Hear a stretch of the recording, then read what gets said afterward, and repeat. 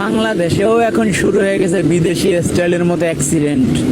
একটা গাড়ির সামনে অ্যাক্সিডেন্ট করলে পিছন দিয়ে তার সারি বেঁধে একটার পিছে একটা কিভাবে দেখেন একবারে বিদেশি স্টাইলে মেরে দিল।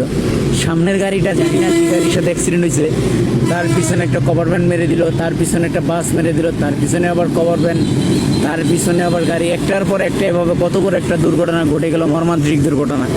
এই সমস্ত দুর্ঘটনার গুলি ঘটার পিছনে একটাই কারণ, ওভার স্পিড। এখন 1/1 রোড, সবাই তার সর্বোচ্চ গতিসীমা লঙ্ঘন করে গাড়ি চালায়। একটা গাড়ি হঠাৎ করে ব্রেক করে ফেললে পিছে ও নিয়ন্ত্রণ করতে পারবে কিনা তার ভাবনা নেই, টপ গিয়ার লাগায় যতটুকু আছে ততটুকু অ্যাক্সিলারেটর চিপে ধরে। আসলে যে কোনো মুহূর্তে গাড়ি একটা দাঁড়ায় যেতে পারে, একটা মানুষ দৌড় দিতে পারে, যে কোনো মুহূর্তে একটা হতে পারে না।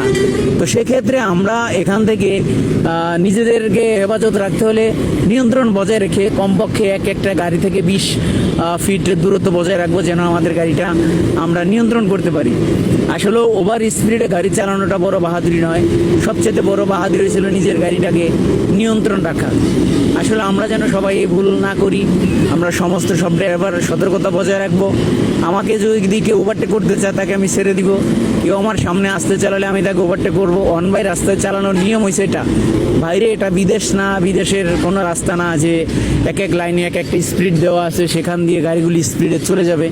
এটা বাংলাদেশ, আমরা বিদেশি স্টাইলে গাড়ি না চালাতে যাই, এভাবে দুর্ঘটনার সম্মুখীন না হই।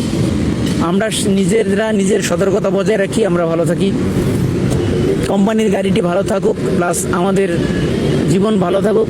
একটি দুর্ঘটনা সারা জীবনের কান্না, আর আপনি যদি কিছু হয়ে যায় আপনার ফ্যামিলি সারা জীবন কাঁদবে।